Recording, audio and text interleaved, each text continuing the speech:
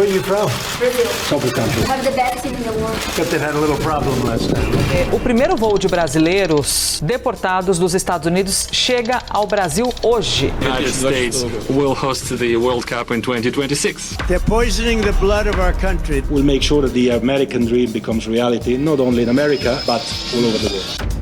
Em 20 de janeiro de 2025, Donald Trump assumiu a presidência dos Estados Unidos pela segunda vez. Mas nas semanas seguintes, os efeitos da política da América Primeiro já impactavam o mundo, e principalmente seus vizinhos México e Canadá. Os três países vão sediar a Copa do Mundo em 2026, e as medidas radicais do Trump preocupam a organização de um evento em que os três precisam estar de acordo. Um presidente dos Estados Unidos nunca esteve tão envolvido no mundo do futebol. E enquanto para a FIFA isso parece ser um sonho, para o resto do mundo pode não ser tão legal assim.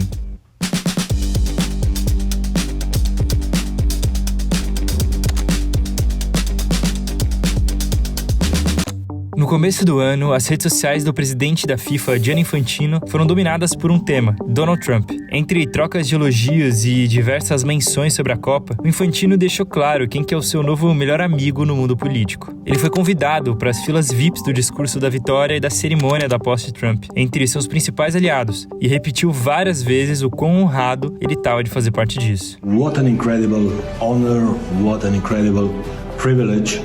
At the Victory Rally, President Donald J. Trump. A relação entre esses dois é um dos principais movimentos políticos do futebol nos últimos anos. Mas a figura do Donald já é forte no esporte e na cultura estadunidense há muito tempo. Most people know why this man is too famous. His real estate endeavors have brought him billions and allowed him to engage seriously in the world of sports. Donald Trump dispensa apresentações e suas ideias também. Donald J. Trump is calling for a total and complete shutdown of Muslims entering the United States. But all over the world they're coming into our country from Africa, from Asia. The crime is going to be tremendous. A sua marca registrada, o lema Make America Great Again, tornar a América grande novamente, traz o sentimento de olhar para um passado de glória, onde os Estados Unidos eram a maior potência imperial do mundo, sem contestação. E isso se liga ao próprio passado dele.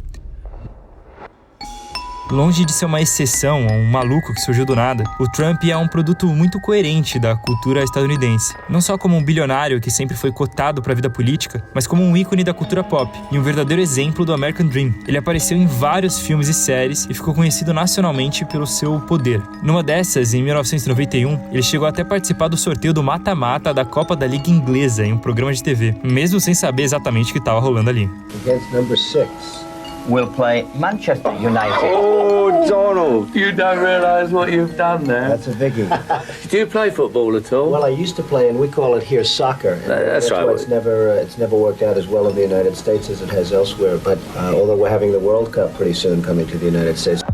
A relação com os esportes sempre foi uma questão de dinheiro, imagem e força política. E o Trump escolheu uma abordagem bem caótica para se aproximar desse mundo.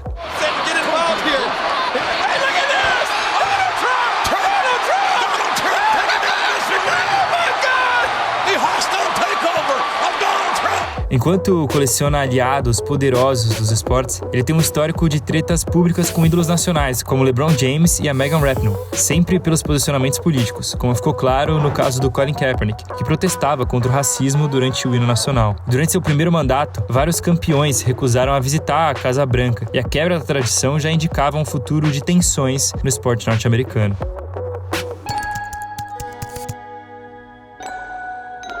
Trump e Infantino chegaram ao poder pela primeira vez em 2016, e os dois prometiam transformações radicais, cada um na sua área. No caso da FIFA, a associação tinha acabado de passar pelo maior escândalo de corrupção da sua história, e o Infantino falava em reconstrução e recuperação da credibilidade internacional. Ele lançou o FIFA 2.0, um programa que prometia ser a visão de futuro do futebol, desenvolvendo o esporte, melhorando as experiências e criando ambientes mais sustentáveis para os grandes eventos.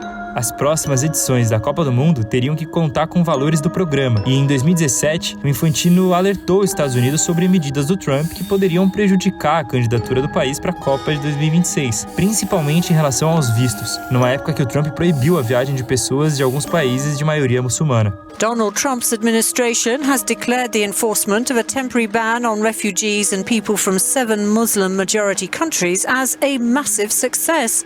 Já em 2018, com a participação direta do Trump na candidatura e a vitória do projeto conjunto entre México, Canadá e Estados Unidos, os dois se aproximaram e o Infantino foi recebido na Casa Branca, animado e afirmando que os Estados Unidos estavam prestes a se tornar a potência mundial do futebol. Em 2020, a relação se tornou mais íntima e estratégica. Os dois se encontraram em um jantar em Davos, durante o Fórum Econômico Internacional. Trump enfrentava um processo de impeachment por abuso de poder e obstrução do Congresso, mas pouco importava para o presidente da FIFA, que aproveitou a oportunidade para apresentar importantes parceiros de negócios a quem agora chamava de grande amigo. Desde então, os encontros entre eles aumentaram. A FIFA criou uma sede e moveu seu departamento jurídico para Miami, e membros da família Trump participaram do sorteio do Super Mundial de Clubes nos Estados Unidos.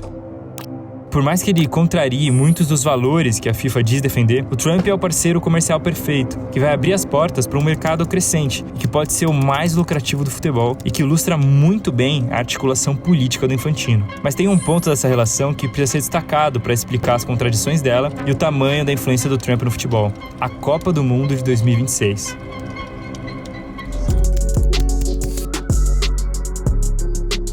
Esses mega eventos esportivos são grandes oportunidades para os países demonstrarem poder político, mas também são problemáticos, já que com o tempo as pessoas começaram a questionar os investimentos públicos e as consequências deles. A ideia da Copa de 2026 é correr menos riscos e dar mais certeza de um legado positivo para os países sede e para a FIFA. Aquela coisa de tentar gastar menos e ganhar mais. Para facilitar a visualização e explicar por que o Trump pode causar problemas, eu vou separar os legados da Copa em 4 tipos: econômico, estrutural, esportivo e social.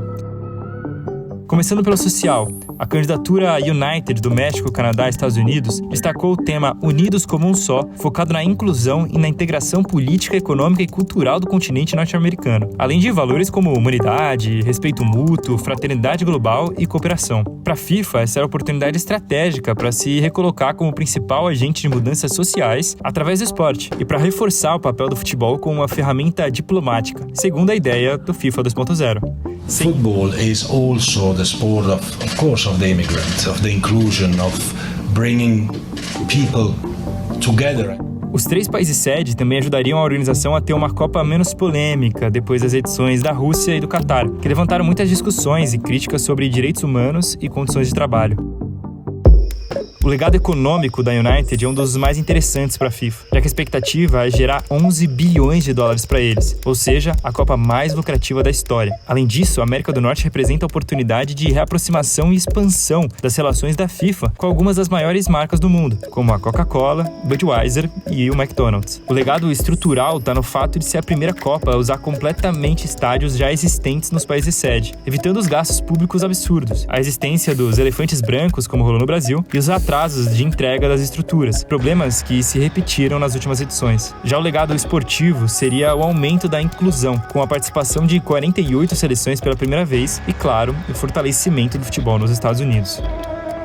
Ou seja, todos os pontos faziam essa ser a candidatura favorita da FIFA. O problema é que em 2018, ano em que ela seria votada contra o Marrocos, Trump não era o cara ideal para representar esses valores do projeto. Enquanto as federações faziam de tudo para defender a união, a relação entre os 3 países só piorava. When Mexico sends its people, they're not sending their best. They're bringing drugs, they're bringing crime, they're rapists, and some, I assume, are good people. The wall is a fraction of the kind of money in many different ways that Mexico takes in from the United States. No mesmo período, ele chamou o primeiro-ministro do Canadá, Justin Trudeau, de fraco e desonesto, retirou apoio a um acordo da cúpula do G7 por causa da confusão e aplicou tarifas altas sobre o aço e o alumínio, prejudicando os 2 países vizinhos. Essas atitudes passaram a preocupar as federações, que acreditavam que o comportamento dele poderia tirar votos da candidatura. Então eles se esforçavam para se afastar da imagem dele e chegaram ao ponto de tentar esconder o cara. No livro oficial do projeto, que tem mais de 500 páginas, o nome do Trump só é citado uma vez, em um parágrafo que tenta esclarecer que no ano da Copa, ele provavelmente não estaria mais no poder. Se a candidatura queria afastar ele do projeto a qualquer custo, no mesmo ano a situação mudou de direção e ele se envolveu diretamente na campanha. A Copa era a chance de mascarar as políticas agressivas, melhorar a imagem dos Estados Unidos e gerar muita grana. Além de que a aproximação com a FIFA é uma jogada de todas as potências do sistema internacional, aliadas ou rivais, deixando claro, mais do que nunca, ser poderoso passa pelo futebol, e o Trump não deixaria essa oportunidade escapar.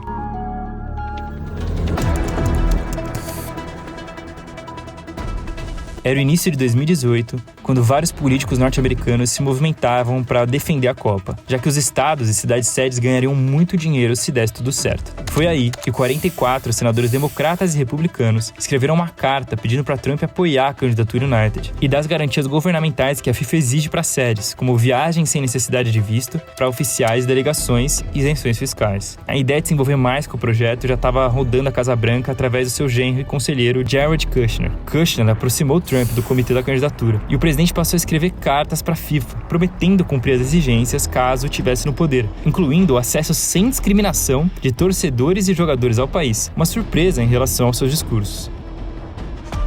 Com a FIFA no bolso, ele investiu milhões de dólares em viagens de lobby para Kushner garantir o voto de várias federações, ou seja, usando diretamente recursos do Estado para influenciar o resultado. Publicamente, também passou a postar alguns recados sugestivos para nações que pensassem em não votar neles, praticamente rasgando o código de ética da FIFA. A viagem de negócios mais importante do Kushner com certeza foi para a Arábia Saudita, o país que Trump mais fez questão de estar perto. Em 2017, ele até quebrou a tradição da primeira viagem do presidente eleito, que sempre era para o Canadá, México ou Europa, e foi parar na Arábia, onde recebeu uma medalha de honra e negociou vendas bilionárias de armas. Os dois países discordam sobre muitas coisas, como a questão da Palestina, o preço do barril do petróleo e as relações com a China, mas concordam que o dinheiro fala mais alto e que a FIFA é um ótimo canal para fortalecer essa amizade.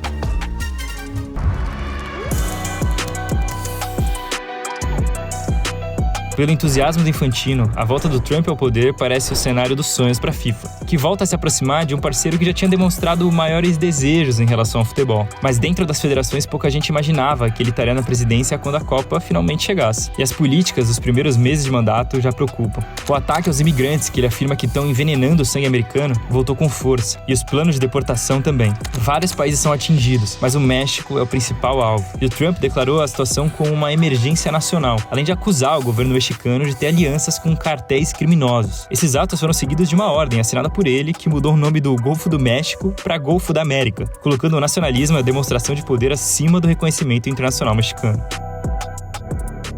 Para o Canadá, o Trump chegou a falar em anexar o país, transformando ele no 51º estado americano. A ideia é facilitar a exploração de recursos naturais canadenses e gastar menos dinheiro com eles. Muita gente não levou a sério no começo, mas ele insistiu que a ideia era verdadeira, atacando a soberania dos vizinhos. Para piorar, ele anunciou novas taxas de 25% sobre os produtos canadenses e mexicanos, o que abalou ainda mais as relações econômicas e diplomáticas com eles. De tabela, essa medida ainda pode causar outros problemas para a FIFA, já que algumas empresas que investiram em fábricas no México nos últimos anos para escapar das taxas sobre produtos chineses. Marcas como a Hisense e a Lenovo são parceiras globais da FIFA e vão patrocinar o Mundial de Clubes e a Copa, e podem não gostar muito desse contexto.